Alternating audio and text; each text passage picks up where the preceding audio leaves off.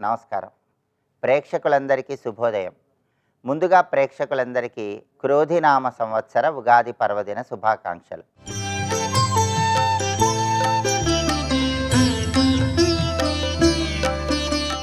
క్రోధినామ సంవత్సర ఉగాది సందర్భంగా ఈరోజు ఎలాంటి విధి విధానాలు పాటిస్తే సంవత్సరం మొత్తం విశేషమైన శుభ ఫలితాలు సిద్ధింపజేసుకోవచ్చు, నేటి శుభయోగం శీర్షికన పరిశీలిద్దాం.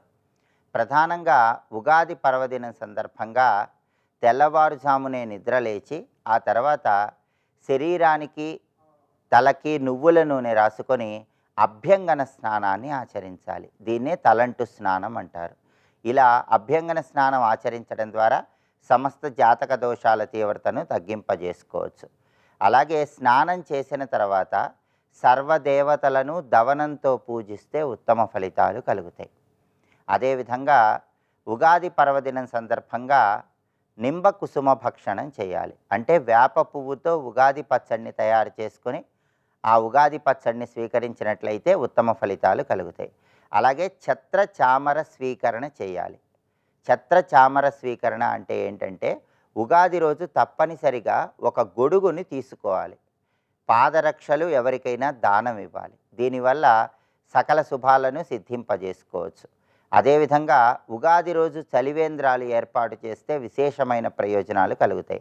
చలివేంద్రాలు ఏర్పాటు చేయటం వీలు కాని పక్షంలో దానికి ప్రత్యామ్నాయంగా నీటితో నిండినటువంటి కుండలు, విసనకర్రలు ఎవరికైనా దానం ఇవ్వటం ద్వారా కూడా విశేషమైన శుభ ఫలితాలు సిద్ధింపజేసుకోవచ్చు. ఉగాది రోజు నీటితో నిండిన కుండను దానం ఇచ్చేటప్పుడు ఏష ధర్మ ఘటో దత్తో బ్రహ్మ విష్ణు శివాత్మిక అస్య ప్రధానాత్ సకలం మమ సంతు మనోరథ అనే శ్లోకం చదువుకుంటూ నీటి కుండను దానం ఇచ్చినట్లయితే సంవత్సరం మొత్తం మనోభీష్టాలన్నీ చాలా సులభంగా నెరవేర్చుకోవచ్చు. అలాగే ఉగాది రోజు తప్పనిసరిగా పంచాంగ శ్రవణం చేయాలి. ఎందుకంటే పంచాంగంలో తిథి, వారము, నక్షత్రము, యోగము, కరణము అని 5 అంగాలు ఉంటాయి. అందుకే దీన్ని పంచాంగము అన్నారు. తిథేశ్చ శ్రియమాప్నోతి. తిథి గురించి తెలిస్తే సంపద కలుగుతుంది. వారాద్ ఆయుష్యవర్ధనం. వారం గురించి తెలుసుకుంటే ఆయుష్ పెరుగుతుంది. నక్షత్రాత్ హరతే పాపం. నక్షత్రం గురించి తెలిస్తే పాపాలన్నీ తొలగిపోతాయి. యోగాత్ రోగ వినాశనం. యోగం గురించి పంచాంగంలో తెలుసుకుంటే అనారోగ్యాలు తగ్గిపోతాయి. కరణాత్ కార్యసిద్ధిస్తు. పంచాంగంలో కరణం గురించి తెలుసుకుంటే కార్యసిద్ధి ఏర్పడుతుంది. అందుకే పంచాంగ ఫలముత్తమం అంటుంది శాస్త్రం. కాల విత్కర్మ కృత ధీమాన్ దేవతానుగ్రహం లభేత్ అంటుంది శాస్త్రం. అంటే ఉగాది రోజు పంచాంగ శ్రవణం చేయటం ద్వారా నవగ్రహాల సంపూర్ణమైన అనుగ్రహం కలుగుతుంది. అలాగే ఉగాది రోజు పంచాంగ శ్రవణం చేస్తే 108 సార్లు గంగా స్నానం చేసిన ఫలితం కలుగుతుందని కూడా ప్రామాణిక గ్రంథాల్లో చెప్పారు. అలాగే ఏనుగులు, బంగారము వీటన్నిటినీ దానం చేసిన ఫలితం కలగటానికి కూడా పంచాంగ శ్రవణం చేయాలి. కన్యాదానం చేసిన విశేషమైన శుభ ఫలితాలు అందిపుచ్చుకోవటానికి కూడా ఉగాది రోజు తప్పనిసరిగా పంచాంగ శ్రవణం చేయాలి. ఇలా ఉగాది సందర్భంగా నీటి కుండను దానం ఇవ్వటం, గొడుగు దానం ఇవ్వటం, పాదరక్షలు దానం ఇవ్వటం, ఉగాది పచ్చడి స్వీకరించటం, పంచాంగ శ్రవణం చేయటం, ఈ విధి విధానాలు పాటించినట్లయితే సంవత్సరం మొత్తం సకల శుభాలను సిద్ధింపజేసుకోవచ్చు. అలాగే ఉగాది మంగళవారం రోజు వచ్చింది కాబట్టి, మంగళవారానికి అధిపతి కుజుడు కాబట్టి కుజుడికి అధిష్టాన దైవాలైనటువంటి సుబ్రహ్మణ్య స్వామి, లక్ష్మీ నరసింహస్వామి ఈ 2 దేవతా స్వరూపాలలో ఏదో ఒక దేవతా స్వరూపం ఆలయానికి వెళ్ళి దర్శనం చేసుకుని వచ్చినట్లయితే సంవత్సరం మొత్తం సకల శుభాలను సిద్ధింపజేసుకోవచ్చు. ఈ విధి విధానాలు పాటించండి. ముక్కోటి దేవతల అనుగ్రహానికి సులభంగా పాతులకండి. రేపటి శుభయోగం శీర్షికన చైత్ర శుక్ల విద్య తిథి సందర్భంగా ఎలాంటి విధి విధానాలు పాటించాలో, తద్వారా ఎలాంటి ప్రయోజనాలు సిద్ధింపజేసుకోవచ్చో పరిశీలిద్దాం. నమస్కారం.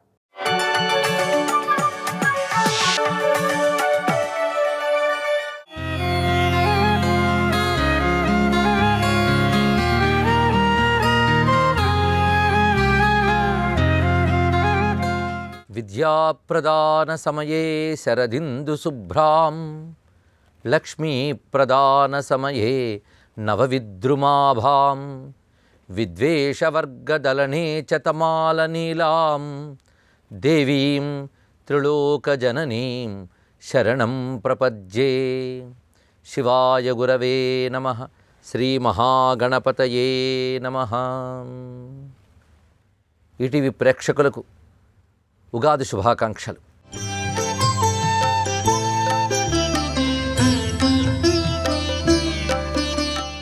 ఉగాది సంవత్సరాది అని చెప్పబడుతున్న ఈ పర్వం చాంద్రమానం ప్రకారంగా సంవత్సరానికి ప్రారంభ దినం. ఈ రోజున కర్తవ్యాలని శాస్త్రం నిర్దేశిస్తున్నది. ఒక్కొక్క మానం ప్రకారంగా ఒక్కొక్క సంవత్సరము వివిధ ప్రాంతాల్లో కనబడుతుంటుంది. భారతదేశంలో అయితే 3 మానాలు కనబడతాయి: చాంద్రమానం, బార్హస్పత్యమానం, సౌరమానం అని. ఇందులో మనకు ప్రధానంగా చాంద్రమానం గనక చాంద్రమానం ప్రకారంగా ఇది క్రోధినామ సంవత్సరం అని చెప్పబడుతున్నది. 60 సంవత్సరాల పేర్లు కాలశక్తిని, సూర్యశక్తిని తెలియజేస్తుంటాయి. క్రోధి అనేది కూడా కాలశక్తి యొక్క స్వరూపం. అయితే ఒక తీవ్రమైన నామాలు కొన్ని, సౌమ్య నామాలు కొన్ని 60 సంవత్సరాలకు కనబడుతుంటాయి. వెళ్ళిపోయినటువంటి శోభకృత్తు, అంతకుముందు వచ్చిన శుభకృత్తు, ఇవన్నీ కూడా సౌమ్య నామాల్లో గోచరిస్తాయి. క్రోధి, రక్తాక్షి, రుధిరోద్గారి ఈ పేర్లన్నీ కొంచెం తీవ్రంగా గోచరిస్తాయి. అయితే ఈ తీవ్రమైన సౌమ్యమైన పరిణామంలో శుభాన్ని కలిగిస్తాయి. వీటి అర్థాలు కూడా శుభంగానే తీసుకోవాలి. ఎందుకంటే కాలరూపుడైన పరమేశ్వరునికి, తద్రూపుడైన సూర్యభగవానికి సంబంధించిన పేర్లుగా వీటిని భావించాలి. క్రోధం కూడా ఒక దైవీ గుణమే. క్రోధాకార అంకుశోజ్వల అని అమ్మవారి చేతులున్న అంకుశాన్ని క్రోధస్వరూపంగా భావన చేస్తాం. క్రోధం అనేది అధర్మాన్ని నిగ్రహించడానికి, ధర్మాన్ని రక్షించడానికి ఉపయోగపడినప్పుడు దాన్ని ఒక దైవీ విభూతిగానే భావిస్తారు. అలాంటి ఈ క్రోధినామ సంవత్సరము ప్రకృతికి, ప్రజలకి ఏవి విపత్తు కలిగిస్తాయో వాటిని తొలగిస్తూ, వాటి పట్ల క్రోధాన్ని కలిగిస్తూ లోకానికి క్షేమం కలిగించాలని మనం ఆశించాలి. అలాంటి స్వభావము కాలపురుషుడైన ఈశ్వరునిలో ఉన్నది. అది భగవంతుని యొక్క క్రోధానికి కూడా నమస్కరించే సంస్కృతి వేద సంస్కృతి. నమస్తే రుద్రమన్యవ ఉతోత ఇషవే నమః అన్నారు. అంటే హే రుద్ర, నీ కోపానికి నమస్కారము. అలాగే మన్యు సూక్తమును ప్రత్యేకమైన సూక్తం కూడా ఉన్నది. ఇవి మనం గమనించినట్లయితే భగవంతుని క్రోధం కూడా భగవంతుని అనుగ్రహానికి ఒక సంకేతమే. అందుకే సత్యాగ్రహం ఇలాంటి మాటలు వింటూ ఉంటాం. అంటే ఆగ్రహంలో కూడా సత్యము, ధర్మము ఉంటే ఆగ్రహం, క్రోధం కూడా లోకానికి క్షేమంకరమే. అలా క్రోధి అనే పేరుని మనం శుభసూచకంగా, మంగళకరంగా స్వీకరించాలి. ఇదేదో తీవ్రంగా ఉంటుందనో, అమంగళంగా ఉంటుందనో భావించిన అవసరం లేదు. అయితే ఎప్పుడైనా సరే ఉగాది వచ్చిందనగానే అందరికీ ఆ పంచాంగం చూడడం, రాశి ఫలాలు ఎలా ఉంటాయో, ఈ సంవత్సరం ఎలా ఉంటుంది అనేటువంటి ఉత్సాహం కలుగుతూ ఉంటుంది, కుతూహలం కూడా ఉంటుంది. ఎప్పుడైనా సరే ఏ కాలమైనా మిశ్ర ఫలాలతోనే ఉంటుంది. అంటే కొన్ని సుఖం కలిగించేవి, కొన్ని దుఃఖం కలిగించేవి వస్తూ ఉంటాయి. అది కాలం యొక్క స్వభావం. అంతా దుఃఖం ఉండదు, అంతా సుఖం ఉండదు. అయితే సుఖ దుఃఖాలు ఎలా ఉన్నప్పటికీ మనం సంతోషంగా ఉండడం నేర్చుకోగలగాలి. సంతోషం అంటే సంతృప్తి అని. ఈ సంతృప్తి అనే భావంతో, భగవంతునిపై విశ్వాసంతో ధర్మబద్ధమైన ఆచరణ ఉంటే ఏ కాలమైనా అనుకూలిస్తుంది అని శాస్త్రం చెప్తున్నమాట. అలాంటి సద్భావనతో మనం నూతన సంవత్సరాన్ని స్వాగతిస్తూ ఉగాది జరుపుకుంటున్నాం. దీనికి ఉగాది, యుగాది అని 2 పేర్లు ఉన్నాయి. యుగాది అని ఎందుకన్నారంటే యుగమునకు ఆది గనుక యుగాది.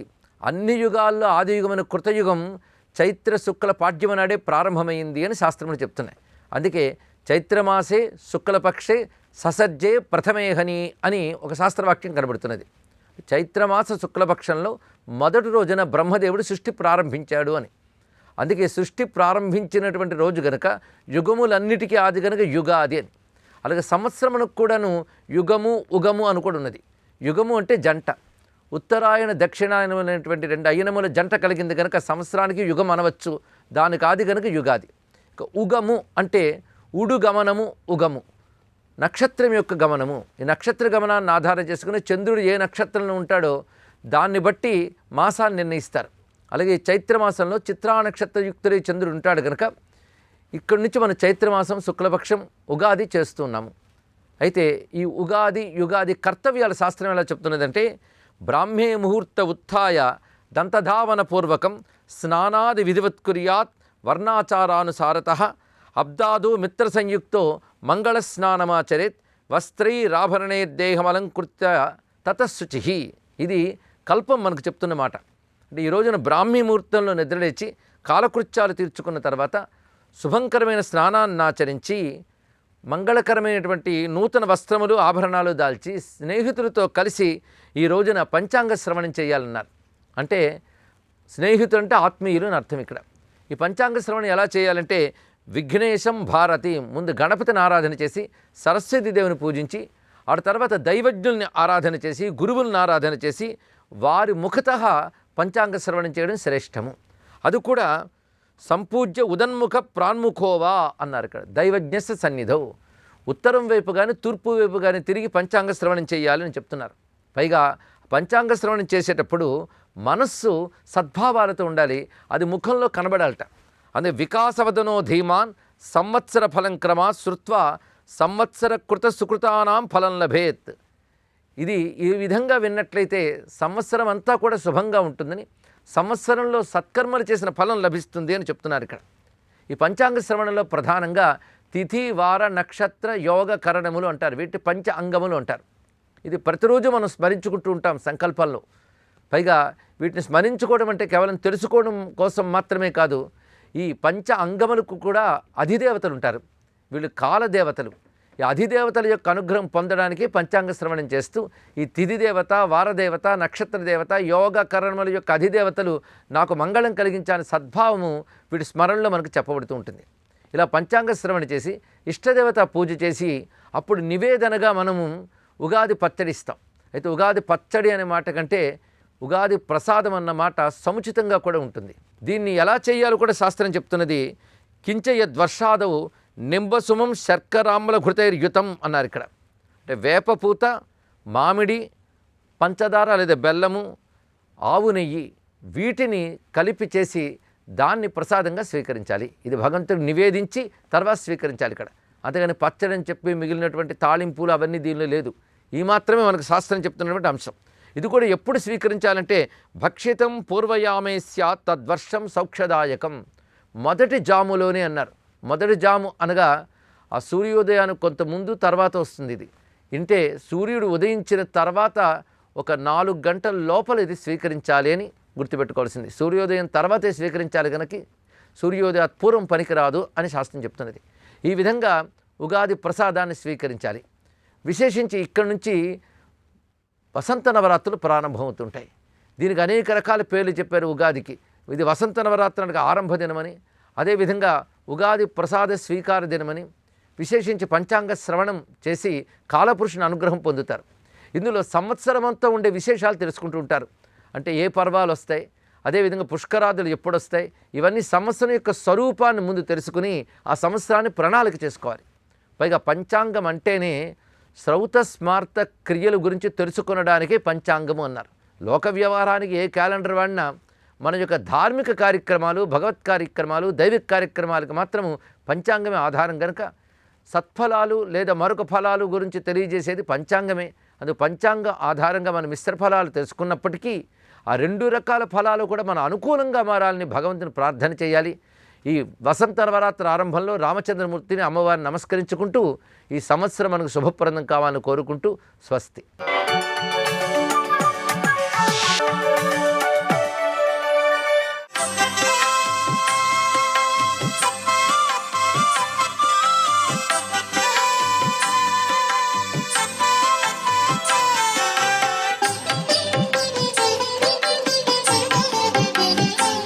ఓం నమో నారాయణాయ. ఓం నమః శివాయ. శ్రీమాత్రే నమః. ఓం హనుమంతాయ నమః. ఈరోజు శ్రీ క్రోధినామ సంవత్సర ఉగాది. ఈటీవీ ప్రేక్షకులందరికీ శ్రీ క్రోధినామ సంవత్సర ఉగాది శుభాకాంక్షలు.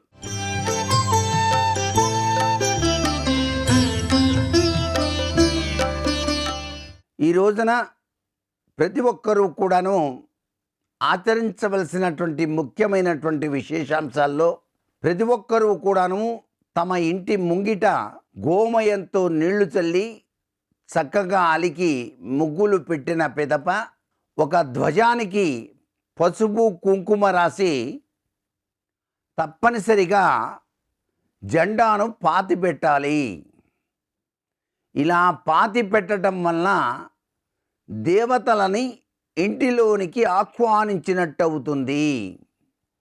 సర్వ సంపదలతో ఆ ఇంటిల్లిపాది కూడాను సుఖశాంతులతో జీవితాన్ని గడపడానికి మన భారతీయ సనాతన సంస్కృతి సంప్రదాయం ఏర్పాటు చేసినటువంటి విధి విధానమే ధ్వజారోహణ కార్యక్రమం. తదుపరి అభ్యంగన స్నానాన్ని ఆచరించాలి. అలాగే నూతన వస్త్రధారణ అనేటువంటిది తప్పనిసరిగా ఆచరించాలి.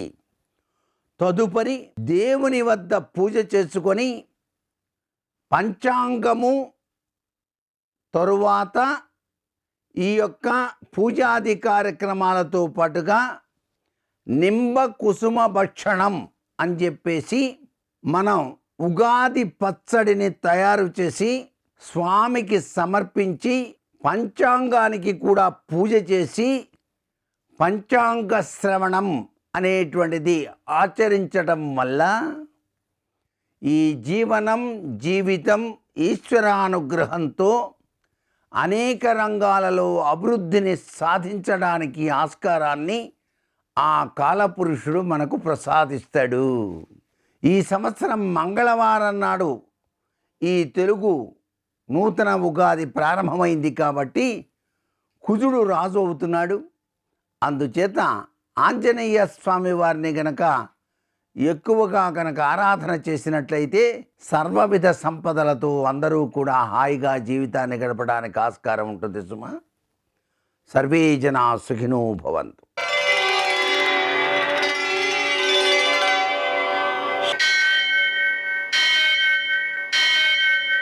సహస్రశీర్షం దేవం విశ్వాక్షం విశ్వశంభువం విశ్వం నారాయణం దేవమక్షరం పరమం పదం విశ్వతః పరమాం నిత్యం విశ్వం నారాయణగుం హరిం విశ్వమేవేదం పురుషస్తద్విశ్వముపజీవతి పతిం విశ్వస్యాత్మేశ్వరగుం శాశ్వతగుం శివమచ్యుతం నారాయణం మహాజ్ఞేయం విశ్వాత్మానం పరాయణం.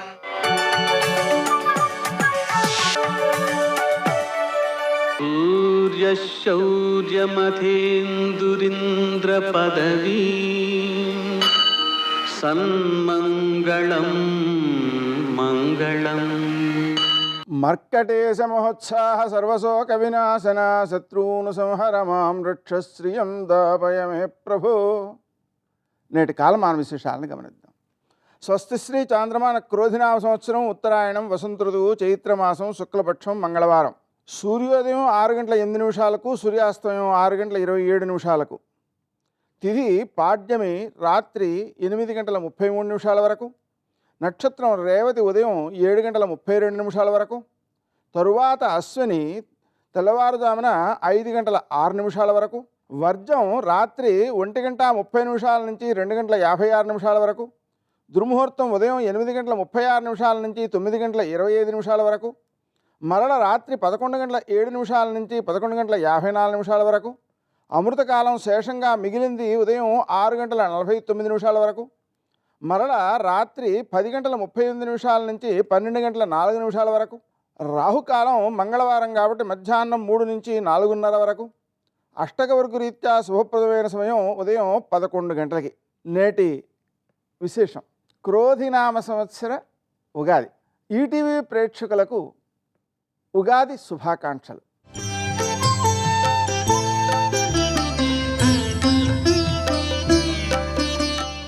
ఈరోజు తైలాభ్యంగం అంటే ఒళ్ళంతా నూనె రాసుకొని నలుగు పెట్టుకొని తలంటు స్నానం చేయాలి. ఈ నూనె రాసుకోవడం నలుగు పెట్టుకోవడం అనేటువంటిది స్వయంగా చేసుకోకూడదు అనేటువంటిది ఒక శాస్త్ర నియమం. అలాగే పంచాంగానికి పూజ చేయాలి, పంచాంగ శ్రవణం చేయాలి. నింబ కుసుమ భక్షణం అంటే వేప పువ్వు, కొత్త చింతపండు, కొత్త బెల్లం, చెరుకు ముక్కలు, అరటిపండు, ఆవు నెయ్యి వీటినన్నిటినీ కలిపి ప్రసాదంగా తయారు చేసి నైవేద్యం చేసి ప్రసాదం తీసుకోవాలి. మిరపకాయ కానీ ఉప్పు కానీ వాడకూడదు. తర్వాత మనకు ఈ ఉగాది సందర్భంగా ప్రపాదానం అంటే చలివేంద్రం పెట్టడం, మంచినీళ్ళు కావాల్సిన వాళ్ళకి మంచినీళ్ళు అందించేటువంటి ప్రయత్నం అనమాట. ఇక్కడి నుంచి ప్రారంభించి 2 మాసాల పాటు అలా నీటిని అందించడం అనేటువంటిది మహాఫలితాన్ని ఇస్తుంది. అలాగనే ఈరోజు శ్వేత వరాహ కల్పాది కాబట్టి పితృదేవతారాధన చేసినట్లయితే అత్యంత విశేష సత్ఫలితం సిద్ధిస్తుంది. నేటి ఆణిముత్యాలు.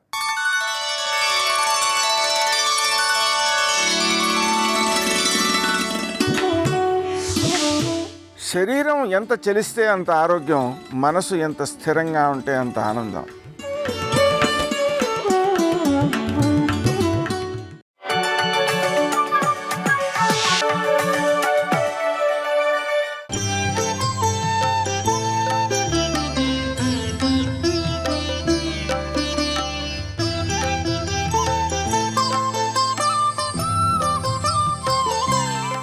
శేషాకృతి గల పర్వతమందలి పుట్టలో పాదములు కలవాడు, శ్రీ ద్వారక మహర్షి పూజించిన పాదపద్మములు కలవాడు, ఆశ్రితుల పాపాల్ని హరించేవాడు, భక్తులకు వరాలు ఇచ్చేవాడు, సదా చిరునవ్వుల్ని చిలకించే ముఖారవిందం కలవాడు, సర్వవ్యాపకుడైన శ్రీ ద్వారకా తిరుమల వెంకటేశ్వర స్వామికి సభక్తికంగా నమస్సులు. ఇంతటి విశిష్టమైన శ్రీ వెంకటేశుడు ద్వారకుని అనుగ్రహించడానికి తిరుమల నుంచి తరలివచ్చాడు. స్వామి భక్తుడైన ద్వారకుడు వయోభారంతో తిరుమల యాత్ర చేస్తూ ఓ ప్రదేశంలో సొమ్మసిల్లి పడిపోయాడు. అప్పుడు కలియుగ దైవం భక్త వత్సలుడైన ఆదినారాయణుడు ప్రత్యక్షమయ్యాడు. వేంగీ దేశస్థ శేషాచలంలో నామాల విరాట్ ఉంది. ఆ మూర్తిని పూజిస్తే తిరుమల చేరి నన్ను సేవించిన ఫలితం దక్కుతుంది అని స్వామి స్వయంగా ద్వారకునితో పేర్కొన్నాడంటారు. ద్వారక మహర్షి ఉత్తరాభిముఖంగా కూర్చుని తపస్సు చేయటంతో ఆయనకు అభిముఖంగా అంటే దక్షిణ దిశగా స్వామి అభివ్యక్తమయ్యాడంటారు. ఉత్తర దిక్కుకి తపస్సు చేస్తే మోక్షదాయకం. అందుకే ద్వారకునికి సత్వరం స్వామి గోచరమయ్యాడు. దీంతో ద్వారకా తిరుమల క్షేత్రం మోక్ష సిద్ధి క్షేత్రంగా, మోక్షదాయక సన్నిధిగా వినుతికెక్కింది. దివ్య ఋషుల చేత ప్రతిష్ఠితమైన క్షేత్రాల్ని ఆర్షక్షేత్రాలంటారు. స్వయం వ్యక్తంగా దైవం ఆవిష్కృతమైతే స్వయం వ్యక్త క్షేత్రాలంటారు. ఈ నేపథ్యంలో ద్వారకా తిరుమల క్షేత్రం స్వయం వ్యక్త ఆర్షక్షేత్రం. ఈ తరహా క్షేత్రాలు ఎంతో అరుదైనవి. ఈ విధమైన క్షేత్రాల దర్శనం వల్ల భక్తుల మనోభీష్టాలన్నీ వెనువెంటనే నెరవేరుతాయని పురాణోక్తి. సుందర సువిశాలమైన శ్రీ వెంకటేశ్వర స్వామి ఆలయ ప్రాంగణంలోని గర్భాలయంలో 2 ధ్రువమూర్తులు ఉండటం ఈ క్షేత్ర ప్రత్యేకత. భక్తాభీష్ట వరదాయకునిగా, సర్వాలంకార శోభితునిగా ప్రతిష్ఠిత వెంకటేశ్వర స్వామి గోచరమవుతాడు. ఈ స్వామికి దిగువన స్వయం వ్యక్త మూర్తిగా ద్వారకా తిరుమలేశుడు ప్రకటితమవుతాడు. స్వర్ణఖచిత రత్నాభరణాలు, పుష్పమాలిక సౌందర్యమయంగా ఇరుమూర్తులు భాసిల్లుతాయి. ద్వారకుడు తన తపశ్శక్తితో కనుగొన్న శ్రీ వెంకటేశ్వర స్వామి దివ్య స్వరూపం నాభి పైభాగం వరకు నెలకొని ఉంటుంది. ధ్రువమూర్తికి దివ్య పాదార విందాలు గోచరం కాకపోవటంతో పాదపూజ కోసం తిరుమల నుంచి ఋషులు పూర్ణమూర్తిని స్వయంసిద్ధి ధ్రువమూర్తికి వెనక భాగంలో ప్రతిష్ఠించారని ప్రతీతి. ద్వారకుని తపశ్శక్తితో ఆవిష్కారమైన ధ్రువమూర్తి తిరుమల నుంచి తెచ్చిన ప్రతిష్ఠిత మూర్తులు నెలకొన్న దివ్యస్థలి కావటంతో ఇది ద్వారకా తిరుమల అయ్యింది. దక్షిణ భారతదేశంలో దక్షిణ దిశగా గర్భాలయ ముఖద్వారం కలిగిన ఏకైక దేవాలయం ద్వారకా తిరుమల. గర్భాలయంలో 2 మూర్తులు నెలకొని ఉండటంచే ఇది ద్విమూర్తి క్షేత్రమైంది. స్వయం వ్యక్తమూర్తిని అర్చించి నమస్సులు తెలియచేయటం వల్ల మోక్షసిద్ధి, ఆముష్మిక ప్రాప్తి చేకూరుతాయి.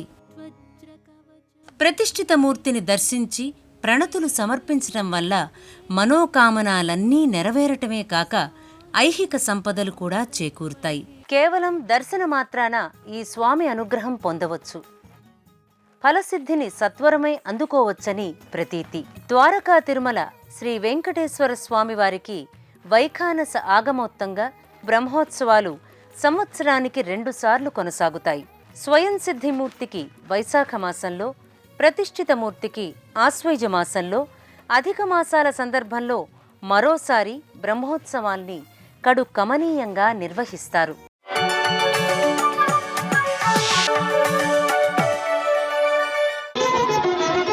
జయ జయ జయ జయ జయ శ్రీ హనుమా, జయ జయ జయ జయ ప్రభుదయ గనుమా. క్రింద పడిపోయిన వాడిని ఏం చెయ్యాలి? నోటి మాటతో అయ్యో లేవండి అనాలి, లేదా భుజములు పట్టి పైకెత్తాలి. లేవండి అన్నందుకు, భుజములు పట్టి పైకెత్తినందుకు జీవితంలో కూడా అతన్ని పైకెత్తవలసిన కర్తవ్యం నమస్కారం అందుకున్న వాడి మీద ఉంటుంది. నమస్కారం పెట్టించుకోవడం, నమస్కారం అందుకోవడం అంత తేలిక కాదు. నమస్కారాలు పెట్టించుకోవడం అంత బరువైనటువంటి విషయం. అంత జాగ్రత్తగా ఉండాలి. అలా నమస్కారం పెట్టేవాళ్ళు ఉంటే అలాగే అభివాదము అంటారు. రెండు చెవులు పట్టుకుని చతుస్సాగర పర్యంతంగో బ్రాహ్మణేభ్య శుభం భవతు అంటూ చెప్తారు. అది చెప్పినప్పుడు పాదాల దగ్గర పట్టుకుని చేతులు మెల్లమెల్లగా పైకి తీసి మోకాళ్ళ దగ్గర పట్టుకుని వంగి చేయి అడ్డు పెట్టుకుని అప్పుడు అభివాదం చెప్పాలి, పేరు చెప్పాలి. పేరు చెప్పారు అంటే అభివాదం చేశారు అంటారు. అభివాదం చేశారంటే అవతల వారు ప్రశాంతంగా ఉండాలి, మీ గురించి వినడానికి వారు ప్రశాంతంగా ఉంటే అప్పుడు మాత్రమే అభివాదం చేసి చెప్పాలి. ఏ కారణం చేత కూడా నమస్కారం ఇలా చెయ్యక్కర్లేదు. ఇలా నమస్కారం చెయ్యమని ఏ శాస్త్రంలోనూ లేదు. అలా చెయ్యక్కర్లేదు నమస్కారం. నమస్కారం అంటే అలాగే చెయ్యాలి.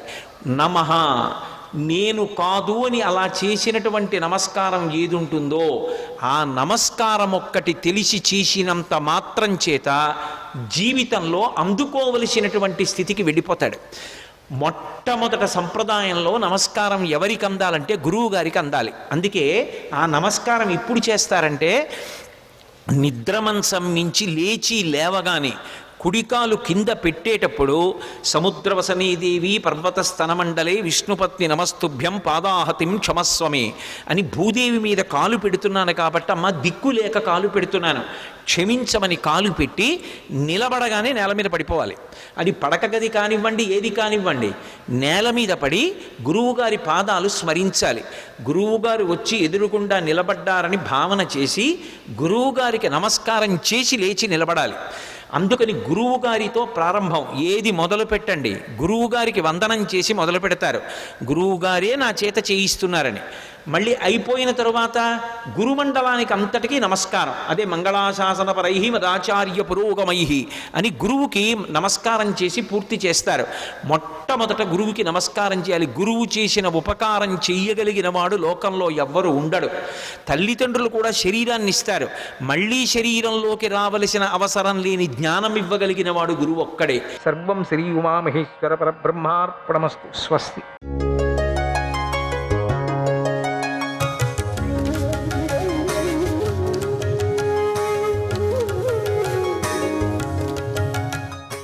భగవన్ త్వత్ప్రసాదేన వర్షం క్షేమ మిహాస్తు మే సంవత్సరోప సర్గాయే విలయం యాం త్వ శేషతః విలయం యాం త్వా శేషతః.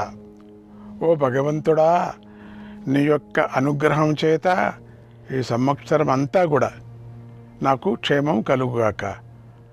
సంవత్సరం మొత్తంలో కలిగే విఘ్నాలు ఏవైతే ఉన్నాయో అవన్నీ పూర్తిగా నశించిపోవుగాక. అందరికీ క్రోధినామ సంవత్సర ఉగాది శుభాశిస్సులు.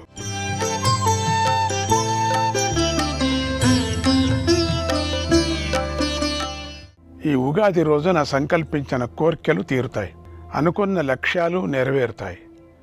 కనుక ఈ పండుగ శుభాలకు నాంది వంటిది. అందుచేత ఈ ఉగాది వ్రతాన్ని అందరూ శ్రద్ధగా ఆచరించాలి. ఆరోగ్యవంతులు ప్రొద్దుననే లేచి తలారా స్నానం చేసి కొత్త బట్టలు కట్టుకోవాలి. ఇంటిని పరిసరాలను మామిడి తోరణాలతో అలంకరించాలి. దేవుడి గదిలో క్రొత్త పంచాంగాన్ని పెట్టి పూజించాలి. ఇష్టదేవతలను పూజించాలి. శ్రీ మహావిష్ణువును ఆరాధించాలి. తర్వాత ఉగాది పచ్చడిని తినాలి. తినేటప్పుడు ఈ శ్లోకాన్ని చదువుకొని తినండి. శతాయుర్వజ్రదేహాయ సర్వసంపత్కరాయ చ సర్వారిష్ట వినాశాయ నింబకం దళభక్షణం.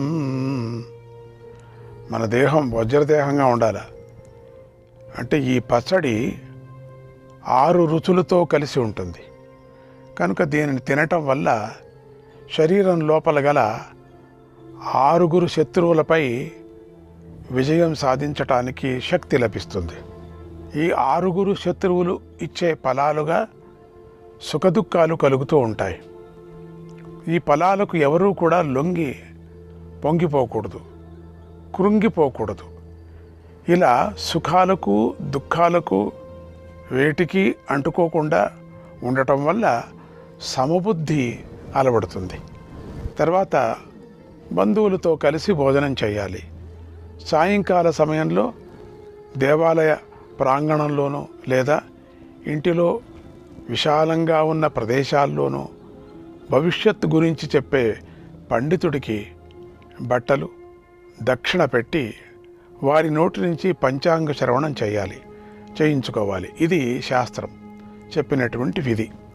ఇలా పంచాంగాన్ని వినటం వల్ల ఈ సంవత్సరంలో ఎంత ఆదాయం వస్తుందో తెలుస్తుంది, ఎంత వ్యయం అంటే ఖర్చు ఎంత అవుతుందో కూడా తెలుస్తుంది. దీని మూలంగా సంవత్సరానికి తగ్గట్టుగా ధనాన్ని వినియోగించుకోవచ్చు. మిగిలిన ధనాన్ని మరిన్ని ధర్మకార్యాలు చేసుకోవటానికి వినియోగించుకోవచ్చు. ఇలా కాలపురుషుడు మనందరికీ పంచాంగం మూలంగా భవిష్యత్తు గురించి తెలిపి పుణ్యాన్ని ప్రసాదించాడు. ఇక జీవన వ్యవహారంలో ముఖ్యమైనవి రాజ్యపూజ్యాలు. వీటిని అందరూ తెలుసుకోవాలి. వీటిని తెలుసుకోవటం వల్ల ఎక్కడ ఎలా నడుచుకుంటే ఆపదల నుంచి తప్పించుకోవచ్చు, ఎక్కడ ఎలా ప్రవర్తిస్తే గౌరవాలు పొందవచ్చు అనే ఉపాయాలు తెలుస్తాయి. ఈ విధంగా ఉగాది పండుగ గడిచిపోయిన జీవితంలో చేసినటువంటి తప్పులను భవిష్యత్తులో మళ్ళీ చేయనివ్వదు కూడా కదా. పోయినటువంటి తప్పులు మళ్ళీ చేయనీయదు. ఈ ఉగాది యొక్క మహిమ సరిదిద్దుకునేలాగా చేసి మంచి ఫలాలు లభింపజేస్తుంది. చక్కని ఉపాయాలు మెలకువలను కూడా తెలుపుతుంది కూడా. కనుక ప్రతి ఒక్కరూ ఈ ఉగాది రోజున మీ మనస్సుకు నచ్చినట్లుగా శుభ సంకల్పాలను చేసుకోండి. సంవత్సరం అంతా మంచిగా జరగాలి అని కోరుకోండి. అందరికీ శుభమే జరుగుతుంది. అందుకే రైతులు ఈ రోజు నుంచే పొలం దున్నడం ప్రారంభిస్తారు. దానిని ఏరువాక అంటారు. కళలను నేర్చుకునేవారు కూడా ఈరోజు నుంచే విద్యను నేర్చుకోవటం ప్రారంభిస్తూ ఉంటారు. అటువంటి ఈ ఉగాది నాడు ప్రకృతి అంతా కూడా కళకళగా ఉంటుంది, చైతన్యవంతంగా ఉంటుంది, శోభతో ఉంటుంది, సకల జీవరాశికి సంతోషాన్ని చేకూరుస్తూ ఉంటుంది, ఫలపుష్పాలతో నిండుగా ఉంటుంది. అందుకే ఈ కాలంలో వచ్చే వసంత ఋతువు ఋతువులకు రాజులాగా కీర్తించబడింది. కనుక చాలామంది కవులు వసంత ఋతువు గురించి, ఉగాది గురించి గొప్పగా తమ కావ్యాలలో వర్ణించారు. ఈ ఉగాది నాటి నుంచే కవులందరూ తమ కావ్యాలు రచించటానికి పూనుకొని శ్రీకారం దిద్దుతూ ఉంటారు. సాహిత్య గోష్ఠులు నిర్వహిస్తూ ఉంటారు. తమ యొక్క క్రొత్త భావాలతో చైత్రలక్ష్మిని ఆరాధిస్తూ ఉంటారు. ఇది అందరికీ ఆనందాన్ని ఇచ్చే పండుగ కనుక సమబుద్ధికి, సామ్యభావనకు ప్రతీక అయి ఉంది. ఈ పండుగలో ఒక రహస్యం ఇలా ఉంది. పుట్టుకతోనే మృత్యువు కూడా పక్కనే ఉంటుంది. కనుక మనం కూర్చుంటే అది కూర్చుంటుంది, నిలబడితే అది నిలబడుతుంది, ఎప్పుడు మనం వెంటాడుతూ ఉంటుంది. మరి ఇలాంటి మృత్యువును ఎదిరించి భయం లేకుండా జీవించడం సాధ్యమవుతుందా అంటే సాధ్యమవుతుంది అని మన పూర్వీకులు చెప్పారు. వారు జీవితమంతా మృత్యువుకు భయపడకుండా మృత్యుంజయులే జీవించారు, ఆనందంగా బ్రతికారు. కనుక వారు ఉగాది పచ్చడిని తిని సమబుద్ధితో ఉండండి, పంచాంగం సహాయంతో క్రమపద్ధతిలో జీవితాన్ని గడపండి. అప్పుడు ఆనందంగా, ఆరోగ్యంగా జీవించవచ్చు. మేము వీటి సహాయంతోనే ఆనందంగా జీవించాము, మీరు అలాగనే జీవించండి అని తెలపాలి అందరికి కూడా. అటువంటి ఋషులు అనుభవించి చూపించిన మార్గంలో నడవటం మంచిది. అదే మనకు మేలు చేస్తుంది. కనుక శ్రద్ధగా ప్రతిరోజు పంచాంగాన్ని అనుసరించి క్రమమైన పద్ధతిలో జీవితాన్ని గడపండి. జీవితం అంటే కేవలం సుఖం ఒకటే కాదు, అలాగే కేవలం దుఃఖం ఒకటే కాదు. సుఖదుఖాలు రెండు ఉంటాయి. అవి తీపి చేదుల్లాగా, ఉప్పు వగరుల్లాగా ఉంటాయి. వీటన్నిటి కలయికే జీవితము అని గ్రహించండి. ఆధ్యాత్మికతలోనే శాంతి లభిస్తుంది. ఆధ్యాత్మికత లేకపోతే శాంతి లభించదు. అటువంటి శాంతి మన దేశంలో ఉంది. కనుక మనం ఆధ్యాత్మికతను విడిచి శాంతిని దూరం చేసుకోకూడదు. ఆధ్యాత్మిక మార్గంలో నడవడం భ్రమ అనుకొని కేవలం భోగాలను మాత్రమే అనుభవిస్తూ స్వార్థపరుల్లాగా జీవిస్తూ ఉంటే ఏ ప్రయోజనమూ లభించదు. ఈ బ్రతుకుకు విలువే ఉండదు. ఈ సత్యం అందరికీ తెలపటమే ఉగాది పండుగ ఉద్దేశ్యం. కనుక సుఖదుఖాలను సమబుద్ధితో స్వీకరించి జీవితాన్ని ఆనందంగా గడపండి. అవి జీవితంలో స్థిరంగా ఉండవు అని తెలుసుకోండి. ఇవన్నీ కూడా దేవతలు అమృతాన్ని కోరుకుంటే ముందుగా విషం లభించింది కదా, వారు దాన్ని ఆదరంతో స్వీకరించారు, అప్పుడు అమృతం లభించింది. అలాగే సుఖాన్ని కోరుకున్నప్పుడు దుఃఖం లభిస్తుంది. దాన్ని ఆదరంతో స్వీకరించండి, తర్వాత సుఖం లభిస్తుంది. చింత చచ్చినా పులుపు చావదు అనే ఒక సామెత ఉంది కదా, చింత చచ్చిపోయినా కూడా పులుపు చావదని. చింతలు కలగటానికి చిత్తం కారణం. చిత్తం మూలంగానే కోరికలు పుట్టి సుఖదుఖాలను కలిగిస్తున్నాయి. అందుచేత వివేకంతో చిత్తాన్ని గ్రహించుకోవాలి, అప్పుడు దుఃఖాలే ఉండవు అని వశిష్ఠ మహర్షి శ్రీరాముడికి బోధించాడు. కనుక ఈ నూతన సంవత్సరంలో కాలాన్ని వృధాగా గడపకుండా సద్వినియోగం చేసుకోండి. పుణ్యాన్ని సంపాదించుకోవటంలోనే కాలాన్ని గడపండి. ఇక ఈ సంవత్సరానికి రాజు కుజుడు.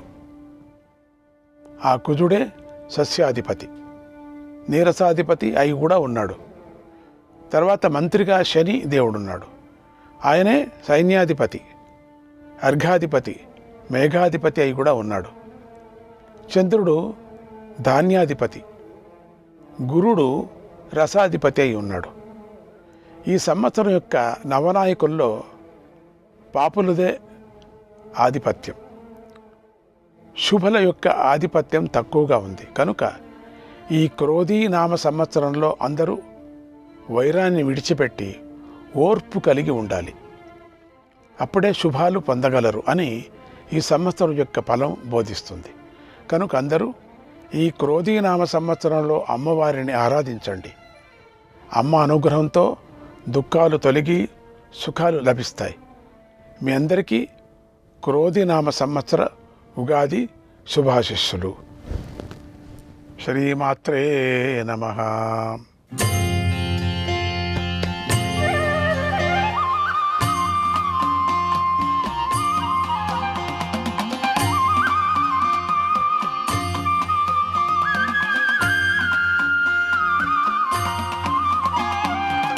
వెంకటరమణ సంకటహరణ కింకరపాల గోవింద. వెంకటరమణ సంకటహరణ కింకరపాల గోవింద. వెంకటరమణ సంకటహరణ కింకరపాల గోవింద. వెంకటరమణ సంకటహరణ కింకరపాల గోవింద.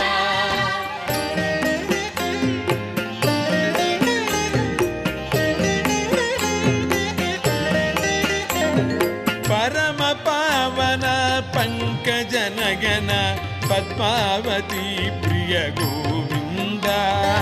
పరమ పావన పంకజనగన పద్మావతి ప్రియ గోవింద. వెంకటరమణ సంకటహరణ కింకరపాల గోవింద. వెంకటరమణ సంకటహరణ కింకరపాల గోవింద.